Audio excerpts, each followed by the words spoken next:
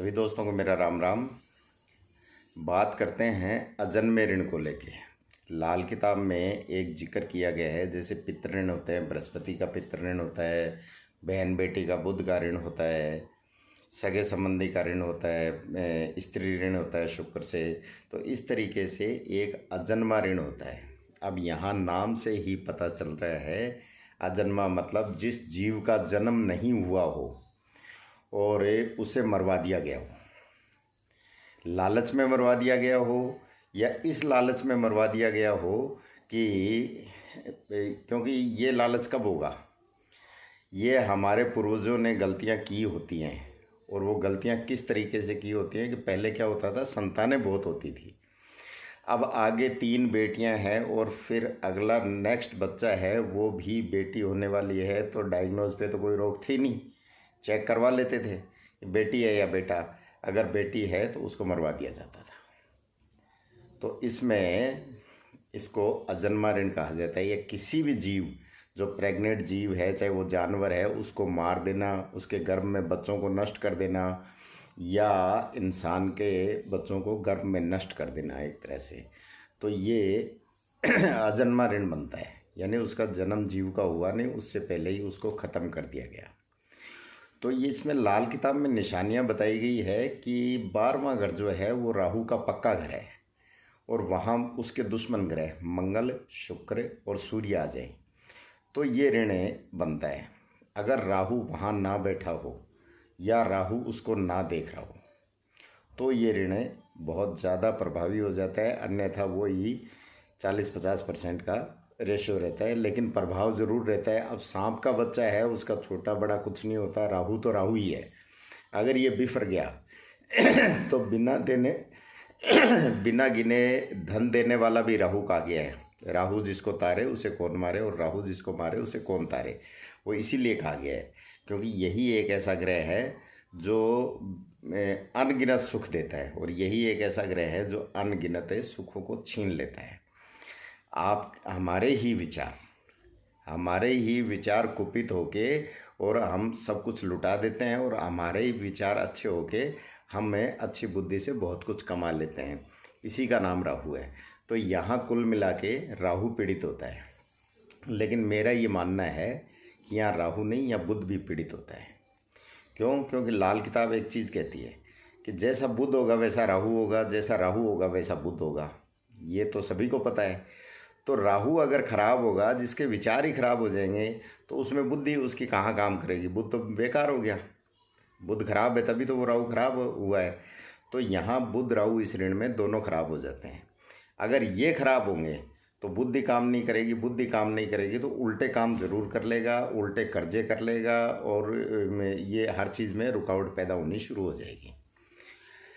अब इसमें हम देखते हैं कि बुध को मैं इसलिए भी मानता हूँ कि बुध वंश वृद्धि का कारक भी है, क्योंकि जो बढ़ती हुई बेल होती है उसको बुध माना गया है। आप देखोगे बुध की जितनी भी चीज़ें हैं वो घटती बढ़ती बहुत जल्दी है। एक ककड़ी आती है, वो ये जो सब्जियां वगैरह, एक सब्जी होती है ककड़ी की, आप उसको रात को देख के आना, वो इतनी सी मिलेगी आपको, लेकिन सुबह देखोगे तो पूरी बड़ी होगी। तो यानी बुध का ये स्वभाव है, बहुत जल्दी इम्प्रूवमेंट करना और बहुत जल्दी नष्ट हो जाना। तो राहु खराब होगा तो बुध भी खराब हो जाएगा। सूर्य, मंगल और शुक्र ये तो खराब होंगे ही होंगे, लेकिन यहाँ बुध राहु भी खराब हो जाएंगे। अब ये मेन मुख्य 5 ग्रह आपके खराब हो गए तो फिर कहाँ से तो समृद्धि मिलेगी, कहाँ से खुशहाली मिलेगी, कहाँ से जो बाल बच्चे हैं वो खुशहाल रहेंगे। और ये गलती किसने की होती है? ये गलती हमारे पूर्वजों ने की होती है। बेटियां ज़्यादा हो रही है, 2 बेटियां हो गई आगे, तीसरी ना हो जाए तो चेक करवाया और उसकी गर्भ में हत्या करवा दी। क्योंकि बेटे को तो मैंने तो सुना नहीं कि बेटे को मरवा दिया। वो बात अलग है कि जाने अनजाने में बिन ब्याही कोई माँ बन गई, और तो परिवार वालों ने या खुद ने भय की वजह से ऐसा कुछ अबॉर्शन वगैरह करवा दिया हो, लेकिन बेटे को किसी ने नहीं मरवाया, बेटियों को ही मरवाया। तो बुध वैसे भी खराब हो गया, और राहु खराब हो गया तो बुध वैसे भी खराब हो गया, और बढ़ती हुई बेल को पहले से ही काट दिया, उसने फल देना शुरू ही नहीं किया, उससे पहले ही काट दिया, तो बुध वैसे ही ख़त्म हो गया। तो इसलिए मेरा मानना है कि यहाँ बुध भी खराब होता है। फिर यहाँ सवाल उठता है कि 12वें घर में तो शुक्र उच्च का माना गया है, क्योंकि नैसर्गिक रूप से कालपुरुष की कुंडली में लाल किताब है 12वें घर में मीन राशि ही मान के चलती है। राशि को तो मानती नहीं है, 12वां घर मानती है जहाँ शुक्र उच्च का है। और वैदिक मानती है कि मीन राशि में शुक्र उच्च का है। लेकिन यहाँ उच्च का कितना उच्च का है? लोग कहते हैं कि शुक्र इसके 12 बैठा है, उच्च का है। हाँ, उच्च का है, 12वां घर सैया का सुख है, उसको भोग विलासिता दे देगा वो। लेकिन कोई ये सोचे कि 12वें घर का शुक्र आपको धन की गठड़ियाँ दे देगा, तो वो नहीं देगा, ऐसा संभव नहीं है। उसमें और भी तारे सितारों का हाथ होता है। 12वां घर खर्च का है तो वो खर्च करेगा अपने ऐश आराम पे। 12वां घर सैया सुख का है तो वो लंपट जरूर बन जाएगा, और लंपट बन के क्या करेगा? अय्यास बन के वो अपने टारगेट से हट जाएगा। शुक्र ये जरूर कर देता है। तो मैं नहीं मानता कि 12वें घर का शुक्र बहुत ज़्यादा शुभत्व प्रदान करता है।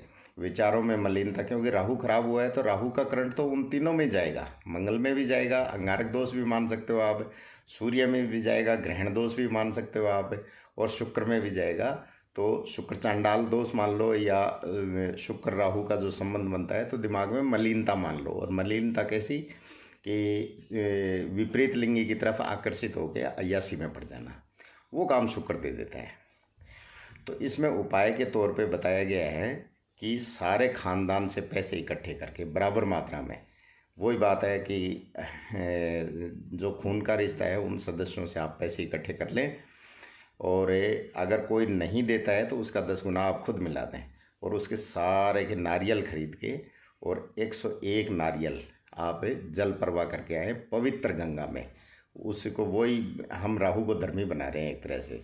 पानी वाले कर देते हो तो चंद्रमा के साथ वो चंद्र और राहु का धर्मी टेवा बनता है, तो वो चंद्र और राहु के साथ दे देते हो उसको, तो और ज़्यादा अच्छा है। सूखे नारियल भी कर सकते हो, लेकिन किसी को लगे कि राहु का संबंध चंद्रमा से बन रहा है तो वो पानी वाला नारियल करके आ जाओ।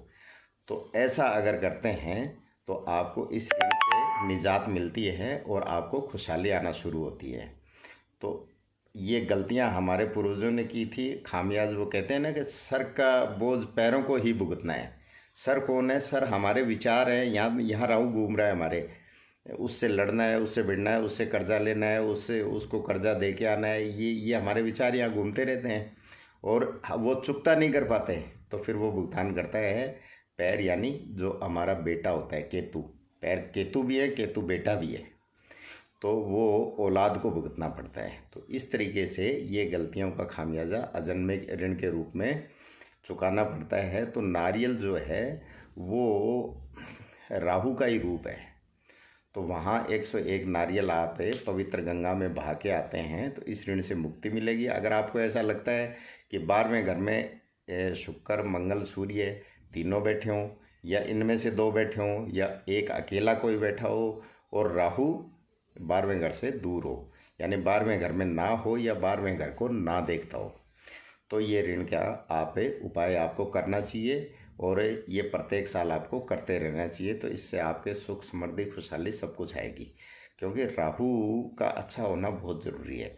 राहु शनि केतु ये बदनाम हैं, लेकिन सबसे ज़्यादा काम वाले ग्रह यही होते हैं। तो इसलिए आपको भी अगर ऐसा लगता है कि ये ऋण है तो आप ये नारियल बहा के आएँ, आपको लाभ ज़रूर मिलेगा। नमस्कार, धन्यवाद।